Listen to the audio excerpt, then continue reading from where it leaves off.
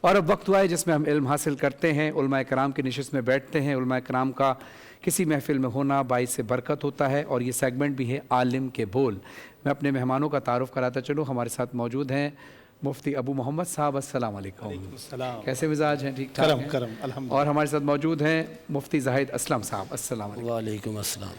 جزاک اللہ۔ ہمارے ساتھ موجود ہیں پروفیسر محمد یونس صاحب، السلام ورحمۃ اللہ وعلیکم السلام۔ قبلہ کیسے ہیں؟ ٹھیک ہیں؟ خیریت سے؟ اور آج ہمیں جوائن کیا ہے نواب شاہ سے خاص طور پر تشریف لائے ہماری ٹرانسمیشن کے لیے مولانا شفقت عباس قمی صاحب، السلام علیکم۔ کیسے مزاج ہے؟ ٹھیک ہے؟ جزاک اللہ۔ آج کا موضوع ناظرین حضرت بلال رضی اللہ تعالیٰ عنہ صحابی رسول، اور جن سے یعنی اللہ نے میرے پیارے آقا محمد مصطفیٰ صلی اللہ علیہ وسلم کے ذریعے حضرت بلال رضی اللہ تعالیٰ عنہ کو سامنے رکھ کے ایک ایگزامپل قائم کی کہ اے رسول ان سے کہہ دو کہ اسلام میں نہیں ہے کوئی فرق رنگ اور نسل کا، اور یہاں سے مساوات اور بھائی چارگی اور برابری کا سبق ملتا ہے۔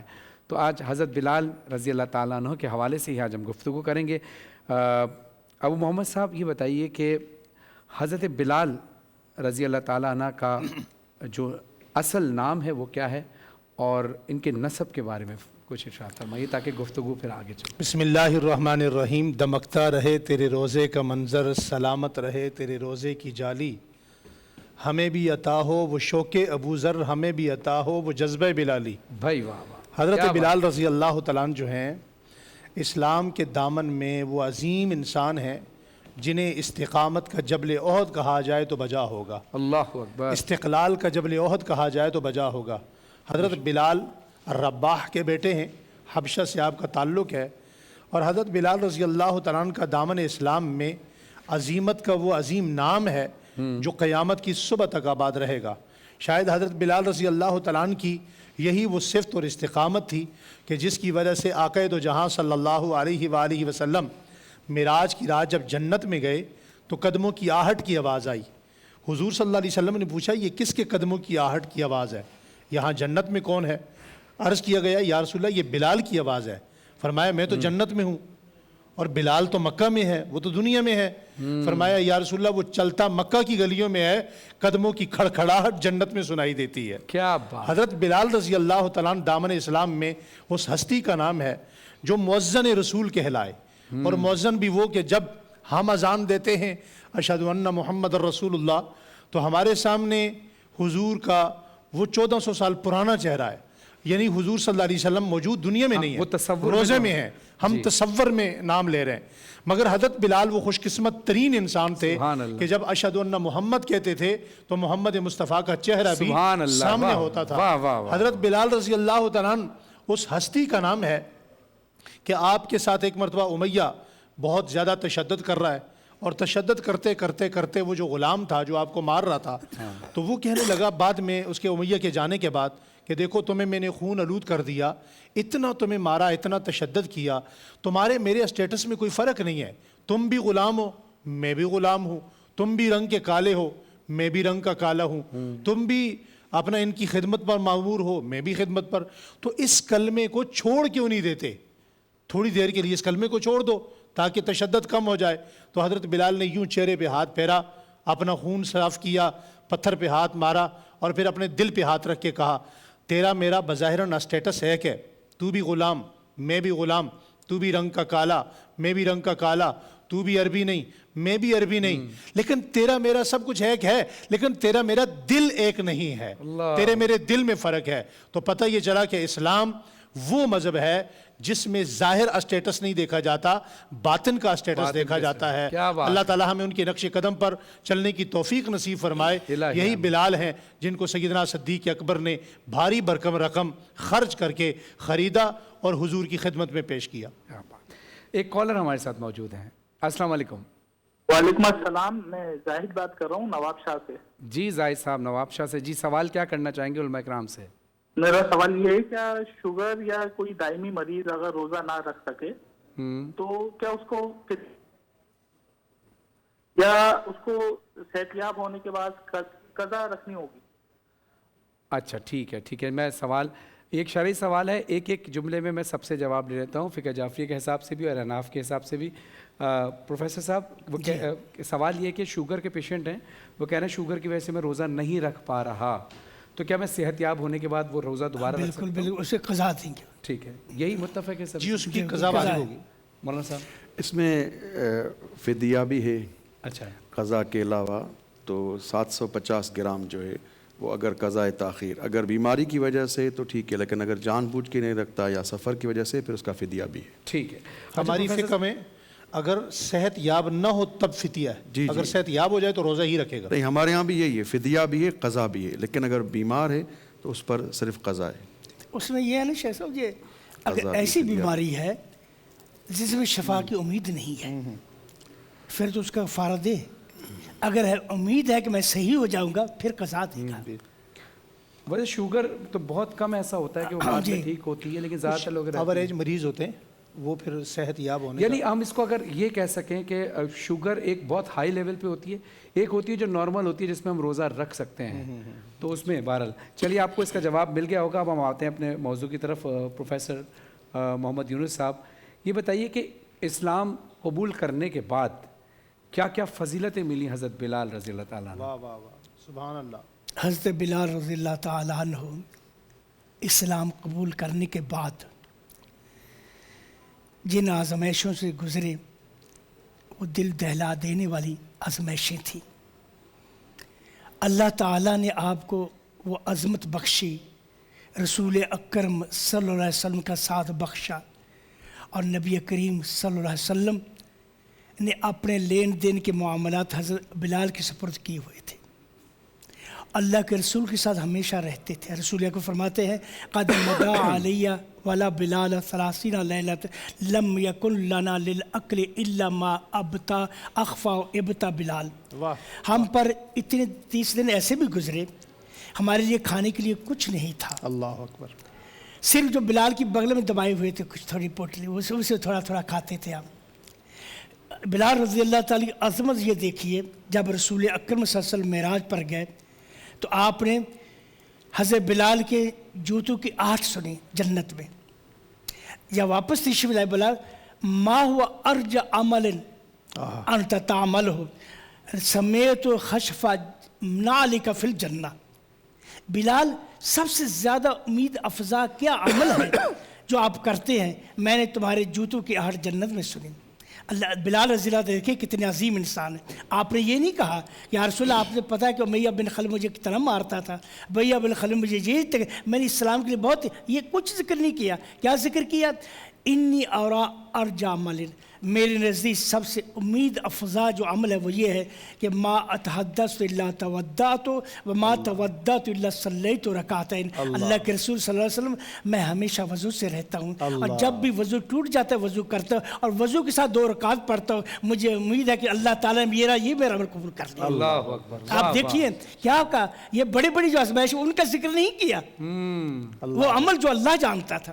تو حضرت بلال رضی اللہ تعالیٰ عنہ وہ ہستی ہیں جو اللہ، جب اشہد اللہ الہ اللہ کے رسول صلی اللہ علیہ وسلم نظر آتے، جب اذان نبی کریم صلی اللہ علیہ وسلم دنیا سے رخصت ہو گئے تو اذان کہنا چھوڑ دی تھی۔ حضرت بلال حضرت ابی بکر رضی اللہ تعالیٰ کے پاس آئی، یا رسول کہا یا ابو بکر ان کنت اشتریتنی لنفسک فتمسکنی، اگر تو نے مجھے اپنے لیے خریدا تھا تو مجھے روکے رکھو، اگر نہیں تو مجھے چھوڑ دو۔ پھر آپ مدینہ میں نہیں رہے، مکہ شام چلے گئے۔ پھر شام سے ایک مرتبہ آپ کی واپسی ہوئی، مدینہ میں آئے، لوگوں نے اصرار کیا کہ آپ اذان کہیں۔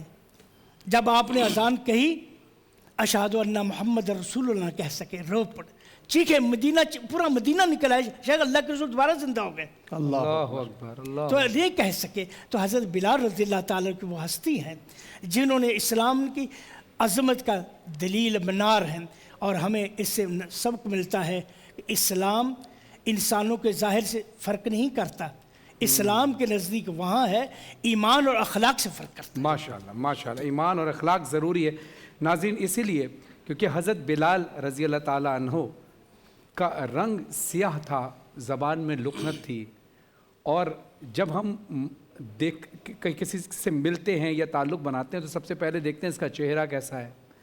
اگر اس سے ہمیں کچھ پڑھوانا ہو تو ہم کوشش کرتے ہیں کہ اس کا لب و لہجہ اچھا ہو. لیکن کمال دیکھیے کہ اللہ کا ایک انصاف ہے اور اللہ نے اسلام کے بارے میں یہ بتایا کہ کوئی فرق ہے ہی نہیں. اللہ دل دیکھتا ہے, وہ نہیں دیکھتا کہ حضرت بلال کا رنگ کیسا ہے. رنگ سیاہ ہے مگر اس کے باوجود بھی رسول صلی اللہ علیہ وسلم نے اس کو اپنے سینے سے لگایا. حالانکہ وہ کہتے تھے یا رسول اللہ, رو پڑے. جب رسول اللہ صلی اللہ علیہ وسلم نے اپنے سینے سے لگایا تو رو پڑے, یا رسول اللہ صلی اللہ علیہ وسلم مجھے تو لوگ پسینے میں شرابور دیکھ کر مجھ سے پیچھے ہٹتے تھے اور آپ جیسی ہستی نے مجھے سینے سے لگا لیا. رسول اللہ نے ان کی پیشانی پہ بوسہ دیا اور پھر رسول اللہ صلی اللہ علیہ وسلم نے کہا کہ اذان بھی تم کہوگے. اور پھر جب انہوں نے کہا کہ میری زبان میں تو لکنت, سب نے کہا ان کی زبان میں لکنت ہے, تو اللہ کے حکم سے سورج بھی نہیں ہل پایا کہ جب تک بلال اذان نہیں دیں گے سورج اپنی جگہ سے نہیں ہلے گا. علماء کے بول سیگمنٹ جاری ہے. ہمارے ساتھ موجود ہیں مفتی ابو محمد صاحب, مفتی زاہد اسلم صاحب اور پروفیسر محمد یونس صاحب اور شفقت عباس قمی صاحب. میں معذرت چاہتا ہوں, شروع تعارف میں نے آپ کا اس نواب شاہ کا ذکر کر دیا, لیکن آپ نیو رضویہ کراچی میں رہتے ہیں اور آپ کے ساتھ جو برادران آئے وہ نواب شاہ سے ہیں. تو شفقت عباس قمی صاحب جو کہ کراچی میں ہماری ملاقات رہی ہوئی پچھلی ٹرانسمیشن میں, وہی تشریف رکھتے ہیں. ٹاپک ہمارا ہے حضرت بلال رضی اللہ تعالیٰ عنہ کی عظمت. تو میں مولانا صاحب آپ سے ہی سوال کرنا چاہتا ہوں, ہم اور آپ تو کیا بیان کریں, ہم سب خاکسار ہیں. رسول اکرم صلی اللہ علیہ وآلہ وسلم کی نظر میں حضرت بلال رضی اللہ تعالیٰ عنہ کی کیا عظمت؟ بسم اللہ الرحمن الرحیم. سب سے پہلے میں آپ کا شکر گزار ہوں اور آپ کو اپنی صاحبزادی کے روزے کی مبارک ہو. اللہ تبارک و تعالیٰ انہیں حفظ کرے, آپ کا سایہ ان پہ دائم دائم رکھے. اصل میں یہ پوری دنیا کائنات کے نبی کے صدقے خلق ہوئی ہے. بے شک ایسے. لا اقسم بہذا البلد وانت حل بہذا البلد. اے حبیب میں اس شہر کی قسم نہ کھاتا کیونکہ تم رہ رہے ہو اس لیے قسم کھا رہا ہوں. یا ایھا المزمل قم اللیل الا قلیلا, دیگر بہت آیات. تو کائنات کے نبی سے جو وابستگی جناب بلال کی تھی وہ اتنی وابستگی تھی کہ آج میں صحیح مسلم میں ایک حدیث پڑھ رہا تھا کہ صحیح مسلم سے ہے کہ حتیٰ حضرت ابو بکر اور ان کے ساتھیوں کو کہا پیغمبر اکرم نے کہ بلال سے معافی مانگے. جناب ابو ذر کو کہا کہ تم نے بلال کو کیوں کہا ہے یہ سیاہ پوستے, جا کے ان سے معافی مانگو. جناب ابو ذر نے اپنے رخساروں کو رکھا اپنا ریت کے اوپر اور زمین کے اوپر کہ آؤ اور یہ آ کے اپنے پاؤں کے ساتھ میرے رخساروں کو آ کے مل لو تاکہ یہ میری معافی ہو جائے. اتنی عظمت. اور جناب پیغمبر اسلام کو کمپرومائز نہیں تھا جناب بلال کے سلسلے میں, اتنی عظمت تھی. اور یہاں تک کہ روایت نقل حدیث کے تین شخصیتوں کی مشتاق بہشت ہے, جنت ہے. ایک جناب علی ابن ابی طالب امیر المومنین, ایک جناب عمار, ایک جناب بلال. تو کائنات کے نبی سے یہ اذان کی جو آپ نے بات کی, یہ اذان جناب امیر المومنین کی گود میں کائنات کے نبی تشریف فرما ہیں. اس وقت جبریل آئے اور انہوں نے اذان بتائی کہ اذان اس طرح ہے, اقامت اس طرح ہے. جناب بلال کو سکھائیے کہ اذان اس طرح کہیں. اور یہ وابستگی فرحان بھائی ایک طرف کی نہیں تھی, دو طرفہ وابستگی تھی. بلال سے اتنی محبت کائنات کے نبی کی, اتنی محبت تھی. بلال کو بھی کائنات کے نبی سے اتنی محبت تھی. جانے کے بعد وہ مدینے میں نہیں رہ پائے کیونکہ جس شہر میں میرا مصطفیٰ نہیں رہا, میرا معشوق نہیں رہا, میرا حبیب نہیں رہا, اب اس شہر میں رہنے کا کیا فائدہ. یہاں چلنے چلنے سے وہ اگر میں گلی میں جاتا ہوں مجھے مصطفیٰ یاد آتا ہے, شہر میں گھومتا ہوں, اس لیے وہ شہر ہی جناب بلال نے چھوڑ دیا. اب اس میں تفصیلی بحث ہے کہ وہ شہر کیوں چھوڑا, اس میں ہم نہیں جانا چاہتے ہیں, لیکن مصطفیٰ کی محبت نے اس کو مجبور کیا کہ اب وہ مدینے میں رہ نہیں سکے, چلے گئے. کیا بات ہے, جزاک اللہ, کیا خوبصورت بات آپ نے کہی. اب ہم چلتے ہیں مفتی زاہد اسلم صاحب کی طرف. مفتی صاحب یہ بتائیے کہ اسلام نے مساوات کا کیا حکم دیا ہے, کیونکہ حضرت بلال رضی اللہ عنہ کی بات بھی چل رہی ہے اور مساوات کی ایک بہترین مثال ہے. بسم اللہ الرحمن الرحیم. مساوات جو ہے اسلامی تعلیمات کا ایک اہم اصول اور ایک ایسا پہلو ہے جو نمایاں ہے, اور مساوات قرآن و حدیث کی روشنی میں بڑے احسن انداز میں بیان کی ہے. سورۃ الحجرات جو کہ قرآن کی 49ویں سورت ہے, اس کی آیت نمبر 13 میں ہے کہ ان اکرمکم عند اللہ اتقاکم. پوری آیت ہے یا ایھا الناس انا خلقناکم من ذکر. فرمایا یہ جو تمہیں ایک مرد اور ایک عورت سے بنایا گیا, تمہارے قبیلے اس لیے بنایا گیا کہ تم ایک دوسرے میں اپنا تعارف کرواؤ, تم میں سب سے افضل ترین بندہ وہ ہے جس کا تقوی اچھا ہے۔ اور اس طرح سورۃ الاسراء کی آیت نمبر 70 ہے، وَلَقَدْ كَرَّمْنَا بَنِي آدَمَ وَحَمَلْنَاهُمْ فِي الْبَرِّ وَالْبَحْرِ۔ اب یہاں پر بات یہ بتانی ہے کہ اسلام کے اندر عملی طریقے سے بھی مساوات کا اظہار کیا گیا۔ آپ نماز دیکھیں، روزہ دیکھیں، حج دیکھیں، عبادات دیکھیں، افطار دیکھیں، سحر دیکھیں۔ جب نماز کے لیے کھڑے ہوتے ہیں تو ایک ہی صف میں سارے کھڑے ہوتے ہیں، کوئی بادشاہ ہے، کوئی امیر ہے، کوئی غریب ہے، کوئی فقیر ہے۔ اسی طرح آپ روزہ دیکھیں، روزے کے سحر کا وقت دیکھیں، افطار کا وقت دیکھیں، اس میں امیر غریب کی کوئی تمیز نہیں رہی۔ اس میں سب بندے اللہ کی بارگاہ میں جب عبادات کے لیے پیش ہوتے ہیں تو ایک ہی صف میں کھڑے ہوتے ہیں، ایک ہی کیفیت کے اندر کھڑے ہوتے ہیں۔ جب ہم حج بیت اللہ کے لیے جاتے ہیں، طواف کے لیے جاتے ہیں، تو وہاں پر بھی اسلامی تعلیمات کی روشنی کے اندر جو اظہار کیا گیا ہے، جو عمل کے ذریعے دکھایا گیا ہے، وہ ساری عبادات آپ دیکھیں، ان تمام تر عبادات کے اندر کہیں پر غریب فقیر کی کوئی بات نہیں ہے۔ اب یہاں پر یہ بات دیکھیے کہ رسول اللہ کی بارگاہ میں جب حضرت بلال آئے، کبھی جو سوئے غریباں خیال ہو جائے، ہم فقیروں کو بھی حاصل کمال ہو جائے، میرے آقا کی نظر کا کمال تو دیکھیں، جسے پیار سے دیکھیں، بلال ہو جائے۔ وہ بلال جنہیں لوگ دیکھتے تھے کہ وہ تو ایک حبشہ سے آیا غلام ہے، ایک وقت آیا کریم آقا نے فرمایا کہ اے بلال، اب سارے صحابہ انتظار میں ہیں کہ رسول اللہ ہمیں حکم دیں گے، ہمیں حکم دیں گے۔ میرے کریم آقا نے فرمایا اے بلال، آج کعبہ کی چھت پہ چڑھ جاؤ اور اذان سنا دو۔ عرض کرتے ہیں یا رسول اللہ میں آپ کا نوکر ہوں، میں آپ کا غلام ہوں، میری یہ مجال۔ آپ نے فرمایا یہی تو دنیا کو بتانا ہے کہ یہ محمد کی غلامی کے نتیجے ہوا کرتے ہیں۔ اور اسی طرح غلام کی بات ہے تو حضرت زید بن حارثہ، بخاری کے اندر حدیث پاک ہے 3730، اور بخاری کے اندر 6627 بھی حدیث پاک ہے، 7187 حدیث نمبر ہے، مسلم کی حدیث پاک ہے 6265، اور ترمذی کی حدیث پاک ہے 3818۔ کون زید بن حارثہ؟ یہ بھی ایک غلام ہیں، لوگ دیکھتے ہیں کہ یہ تو غلام ہیں، خریدے ہوئے ہیں، میرے آقا نے ان کو اپنا بیٹا فرمایا، قرآن میں ان کا نام لیا گیا ادعوہم لآبائہم اقسط عند اللہ۔ اور جب بات آئی محمد کی غلامی کی تو رسول اللہ نے ان کو سپہ سالار بنایا، ان کو امیر بنایا۔ لوگوں نے کہا یہ تو غلام ہے، میرے نبی نے فرمایا یہ غلام تو ہے مگر عام کا غلام نہیں ہے، محمد مصطفیٰ کا غلام ہے۔ ماشاءاللہ ماشاءاللہ، زبردست، کیا خوبصورت بات آپ نے کہی۔ ایک کالر ہمارے ساتھ موجود ہیں۔ السلام علیکم۔ ہلو، کال ڈراپ ہو گئی۔ چلیے، اچھا مفتی ابو محمد صاحب، یہ بتائیے کہ فتح مکہ کے بعد وہ کون سی خاص ذمہ داریاں تھیں جو حضرت بلال رضی اللہ تعالیٰ نے نبھائی؟ فتح مکہ کے موقع پر تو حضور نبی کریم صلی اللہ علیہ وسلم نے جو فتح مکہ کے دن، معذرت چاہتا ہوں، بعد نہیں، دن۔ فتح مکہ کے موقع پر حضور صلی اللہ علیہ وسلم جب تشریف لائے نا جی، تو فتح مکہ خود بہت سارے سیرت کے پہلو یہاں سے نمایاں ہوتے ہیں۔ حضور نبی کریم صلی اللہ علیہ وآلہ وسلم جب تشریف لائے نا، تو آپ کے آنے کا جو انداز تھا وہ دیکھنے کے قابل ہے کہ بہت بڑی بڑی شخصیات پیدل چل رہی ہیں، اور آپ کی آل اولاد بھی پیدل ہے، اور آپ اپنے ساتھ جس بچے کو بٹھایا ہوا ہے وہ ایک غلام کا بیٹا ہے۔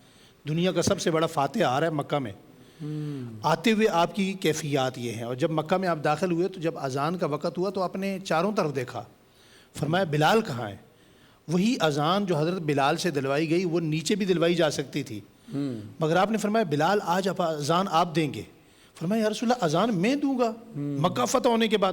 فرمایا اذان آپ دیں گے۔ فرمایا یا رسول اللہ کہاں دوں؟ فرمایا کعبے کی چھت پہ۔ فرمایا یا رسول اللہ کعبے کی چھت پہ؟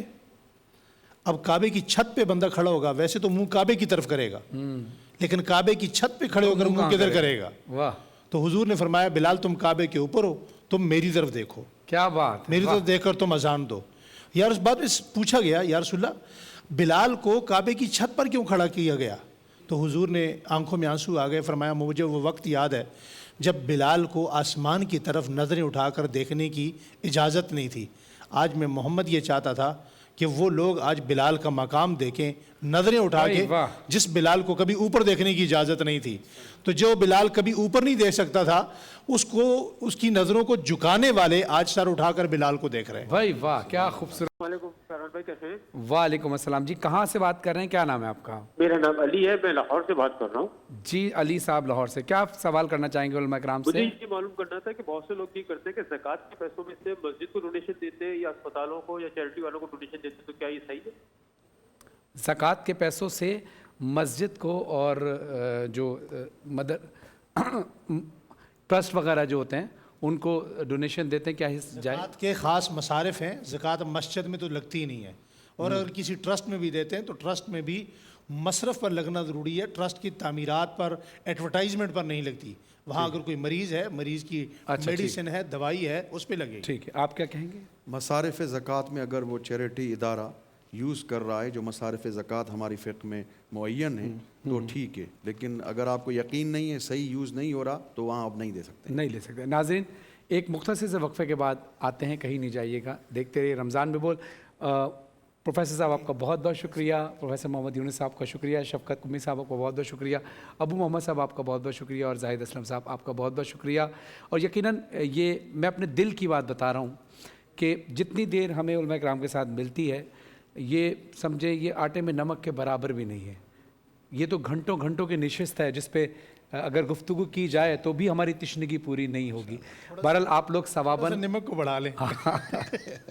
इंशाअल्लाह हम कहते हैं आप खुद भी माशाअल्लाह हम जिनके लिए ब्रेक पर जा रहे हैं ना, हम उन्हीं ब्रांड से कहते हैं कि आप थोड़ा नमक बढ़ा दीजिए, यानी नमक से मुराद है कि ज़ाहिर है ब्रांड्स ने जो ताउन किया उनका नाम भी ज़रूरी है, और यकीनन और क्योंकि और जो अगले सेगमेंट होते हैं वो भी ब्रांड्स की तरफ से स्पॉन्सर्ड होते हैं, उन्होंने इस पर ताउन किया होता है, तो इसलिए हम इसका। लेकिन बहरहाल आप सबकी नीयत में जानता हूँ कि यहाँ तबर्रुकन आप लोग सब तशरीफ़ लाते हैं, वरना आपका ख़ासा ये है कि सबको घंटा घंटा भी तकरीर मिले तो भी हमारी ख्वाहिश पूरी ना हो और हमारी तशनगी कम ना हो। घंटा तो आपके लिए भी फरहान भाई कम जी है। जी जी आप जी। इल्मी मैं खानवादे से हैं मैं माशाअल्लाह, बिल्कुल इस मौजू पे हम बात अहले कर रहे फज़ल होते हैं हैं, माशाअल्लाह आपको। आप लोगों की बात तशनगी रहती है, मैं लेकिन कोशिश करूँगा कि थोड़ा टाइम और मज़ीद बढ़े और आपसे बहुत कुछ सीख सकें। नाज़रीन, एक अगले सेगमेंट तक के लिए हमें इजाज़त दीजिए, कहीं नहीं जाइएगा, आते हैं थोड़ी देर बाद रमज़ान में बोल।